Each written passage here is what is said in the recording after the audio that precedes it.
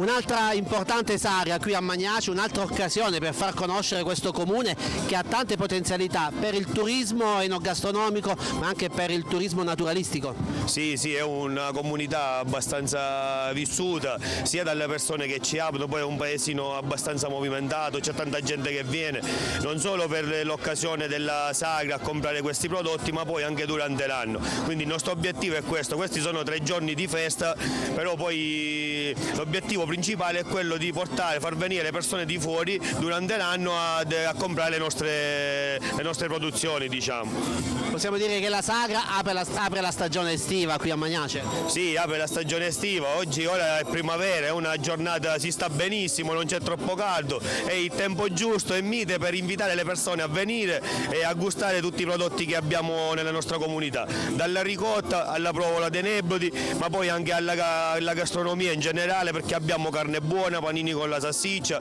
con la carne, porchetta, qui abbiamo una gastronomia a 360 gradi.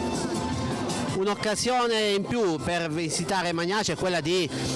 scoprire il territorio, qui siamo nella porta d'ingresso di diversi parchi. Sì, questo Magnace è infatti cosiddetto il giardino dei Nebrodi perché è proprio una valle bellissima da visitare, da vivere, e abbiamo i nostri Monti Nebrodi dietro che è uno spettacolo, poi con questo verde che c'è, e poi di fronte abbiamo l'Etna, quindi